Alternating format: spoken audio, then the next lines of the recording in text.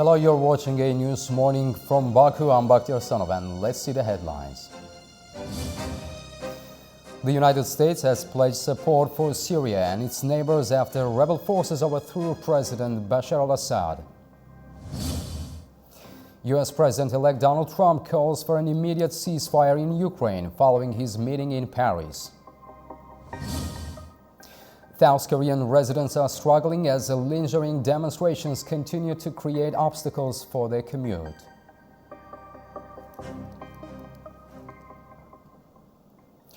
Syria's Bashar al-Assad and his family have arrived in Moscow and have been granted asylum by the Russian authorities. Russian news agencies reported, citing a Kremlin source.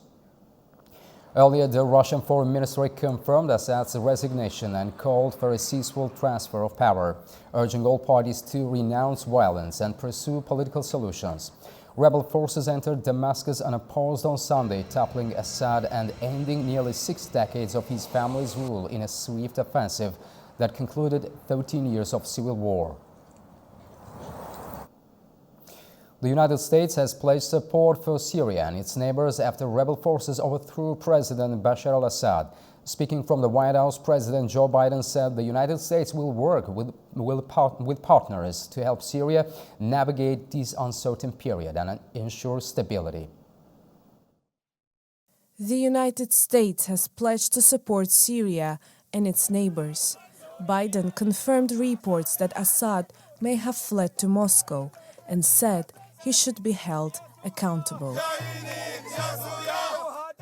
After 13 years of civil war in Syria, more than half a century of brutal authoritarian rule by Bashar Assad and his father before him, rebel forces have forced Assad to resign his office and flee the country.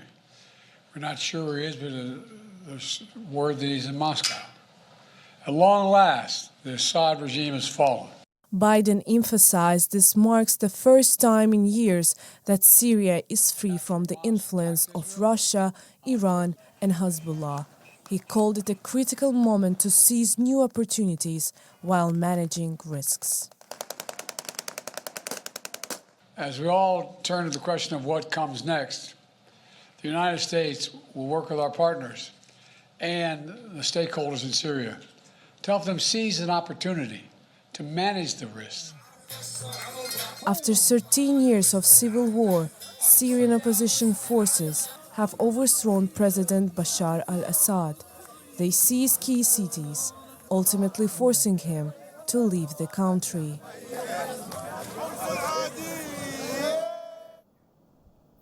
But it's not clear if Biden's approach towards the situation in Syria will be shared by his successor, Donald Trump, who takes over in January. Our correspondent Jagriti Dave has more. A moment of historic opportunity for the long-suffering people of Syria to build a better future for their country. That's how Joe Biden described the capture of Damascus and the departure of Assad after more than 2 decades in power. Speaking from the White House, Mr. Biden said the US's actions, including sanctions against Assad's supporters, Iran, Russia and Hezbollah, had weakened them, and that this prevented them from being able to prop up the Syrian government.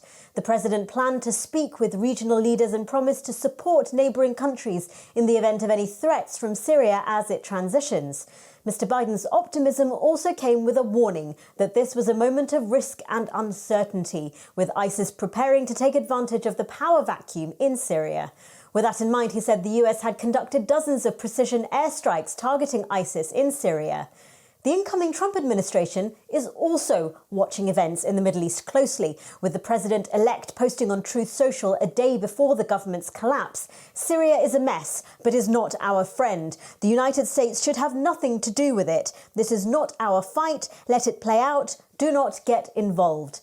Now, this was a sentiment echoed by his vice president-elect after the rebel takeover. J.D. Vance posted on X, as President Trump said, "This is not our fight and we should stay out of it." But despite Donald Trump's desire to stay out of Syria, he will likely have to make a difficult assessment about the extent of US involvement, given the level of existing sanctions on Syria's economy and the concerns about ISIS and the rise of opposition group Hayat Tahrir al-Sham with its previous links to al-Qaeda. Now, the Trump administration may find that taking a hands-off approach is easier said than done. Jagrati Dave for A News in Washington, D.C. And now we go to our correspondent Dasha Chernyshova in Moscow for Russia's perspective on the situation in Syria.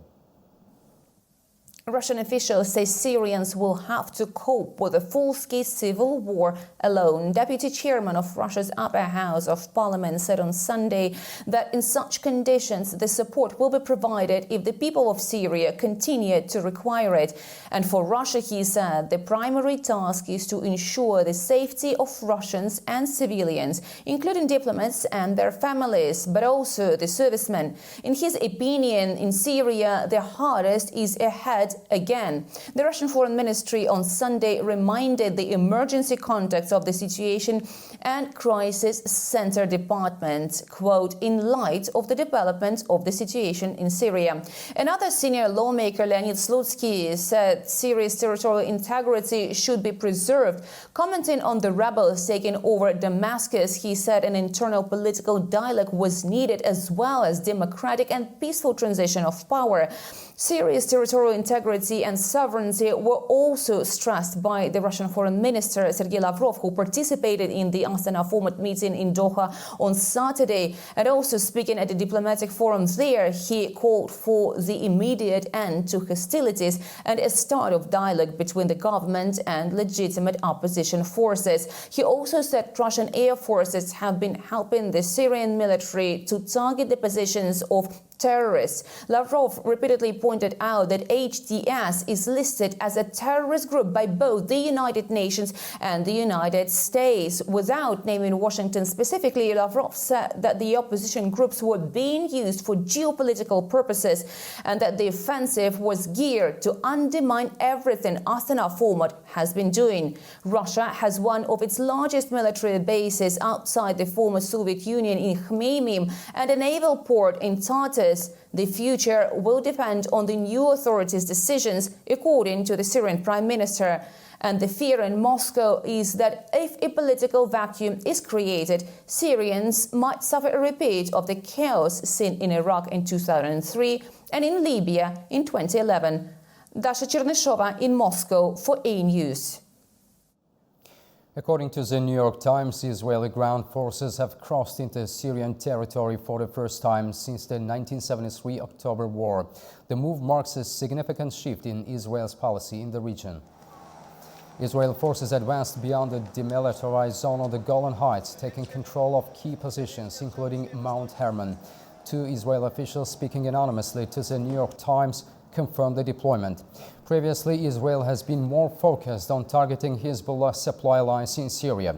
According to the New York Times, over the weekend, Israeli Air Force strikes also targeted Syrian military assets, including weapons and air defense systems, to prevent them from falling into the hands of rebel forces.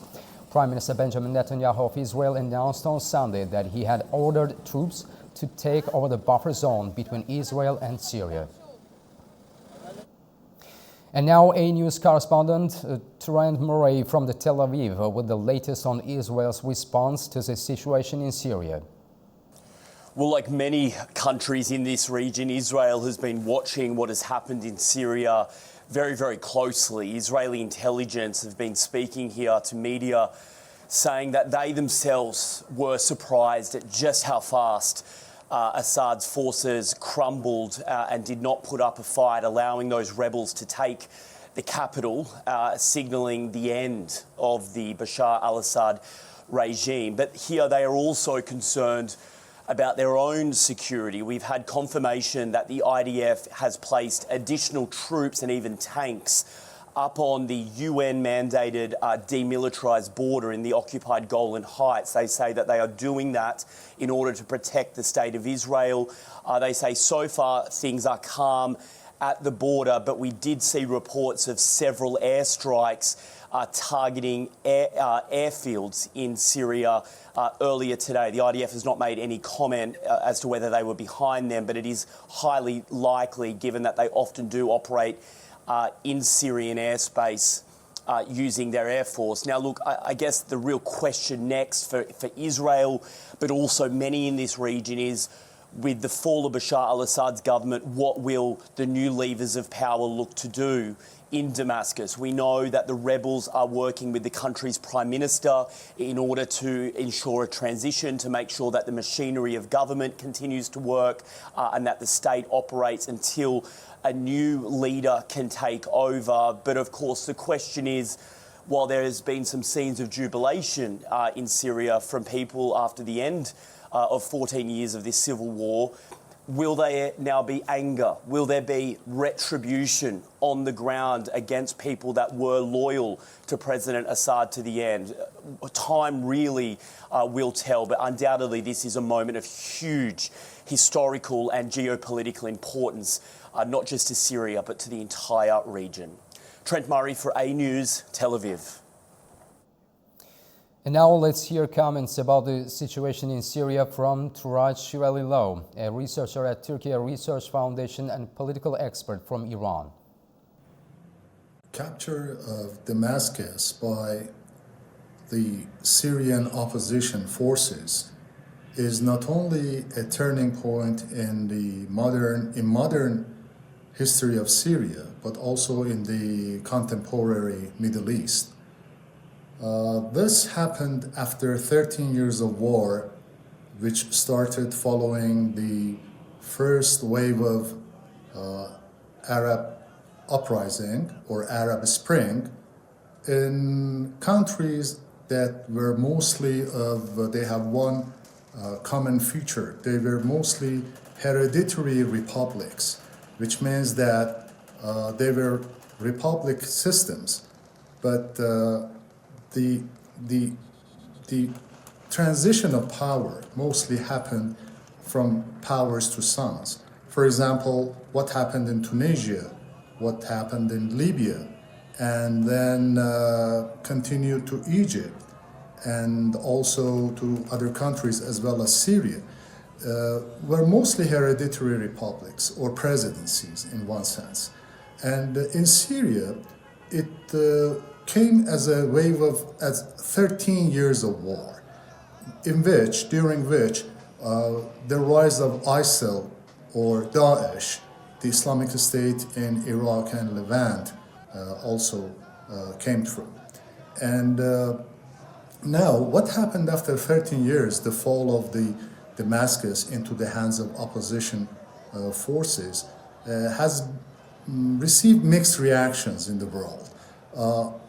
For example, United Nations said that it hopes for political stability or political way of transition of power. United States said that it is closely watching the developments in Syria. China, again, hoped for stability in Syria. Russia said that Mr. Assad resigned after negotiations with the opposition. Turkey said that it is hoping that the situation in New Syria will not be a pretext into the hands of terrorist groups to take advantage of what is happening there. And at the same time, Arab countries were welcoming this development with great concern, because what happened in the first wave of the Arab Spring, those conditions are still persisting. They are continuing, and they can any moment, any time, give rise to a second wave of Arab Spring in the Middle East countries. What are those conditions? For example, the young generation, the Gen Z, it seems that they are not satisfied with their welfare, unemployment, corruption, concentration of power in the hands of elites, and at the same time, non-transparent distribution of these wealth or capital, which has led to sort of disagreement as well as protest among these generation. So they are very much concerned, and that this development in Syria can ignite and lead to a domino effect of another wave of uprising in these Arab countries, mostly in, let's say, hereditary monarchies of the region. But the question which remains is that what will, after the dust settles and after the transition government leads to a permanent government there, what will be the relations of Syria with its neighboring countries and with the regional countries? We should not forget that Syria was a member of the resistant axis or resistance front, which was against Israel. And ironically, Syria is also a neighboring country with Israel, and parts of its territory is occupied by Israel. So these questions, I believe that with the passage of time, will be cleared and we will be finding answers to them. The United States President-elect Donald Trump called for an immediate ceasefire in Ukraine following his meeting in Paris with French President Emmanuel Macron and Ukrainian President Volodymyr Zelensky. Trump's remarks are sparking reactions globally as the war continues to claim countless lives. President-elect Donald Trump took to his Truth Social platform on Sunday to urge an immediate ceasefire and the start of negotiations to end the war in Ukraine. This statement followed a high-profile meeting in Paris on Saturday with President Emmanuel Macron of France and Ukrainian President Volodymyr Zelensky. Trump emphasized that both Kiev and Moscow have suffered devastating losses, claiming hundreds of thousands of soldiers have been killed in a war he described as one that should never have started. The Paris meeting, held at the Élysée Palace, marked Trump's first diplomatic engagement on the international stage since his election victory. Volodymyr Zelensky, calling the talks constructive, later reiterated that any peace deal must be fair to Ukrainians and ensure lasting security. We all want peace for us, and this is our position. We want the peace to be just for us, and that Russia, Putin, or any other aggressor would have no opportunity to come back in the future. This is what's most important, just peace and security guarantees, strong security guarantees for Ukraine. We have agreed to continue working. The French and Ukrainian leaders pressed Trump to maintain US support for Ukraine as the conflict enters its third year. Trump's call for a ceasefire raises questions about the future of Western assistance under his leadership, with global leaders closely watching his next steps. South Korea is in turmoil as protests continue to disrupt daily life. Commuters face severe traffic jams and the political unrest shows no signs of easing 1 week after botched attempt to declare martial law. Thousands of people in South Korea have taken to the streets with both supporters and opponents of President Yoon Suk-yeol and his failed attempt at imposing martial law. Traffic in Seoul have been heavily impacted, particularly for commuters coming from nearby cities like Paju. With protests blocking key routes, many are facing significant delays on their way to work. The country is in chaos right now, and ordinary citizens are struggling greatly. In my case, I came to office from Paju, and honestly, it has become very difficult to get to work due to various issues. The traffic is in a huge jam, and I believe all of this is happening because of this chaos.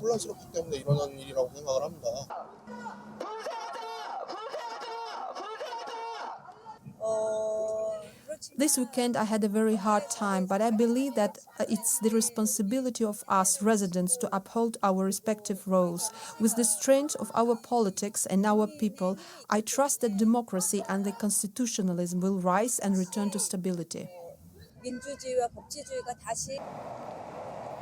South Korea's financial markets are also feeling the strain. On Monday, South Korean stocks saw their sharpest one-day decline since November, with KOSPI index falling by 1.73%. Fears of prolonged political instability have spooked investors, prompting concerns over the country's economic stability. The government has pledged to take emergency measures to stabilize the markets, but uncertainty remains high. And now to the regional news. Protests in Georgia's capital Tbilisi against Prime Minister Irakli Kobakhidze's decision to suspend the country's EU membership negotiations until 2028 have entered the 11th day as tensions continue to rise. Thousands of demonstrators rallied outside Georgia's parliament overnight, protesting the government's decision to hold EU membership talks. Protesters clashed with riot police, banging on parliament doors and firing pyrotechnics, while security forces worked to contain the crowds. Representatives of various religious communities joined the demonstrations, urging unity and condemning the move, which protesters say threatens Georgia's future. That's all we have for this hour. You can also get latest news and headlines around the clock on our website, that is anews.tv. Thank you for watching, and also we wish you a good day ahead.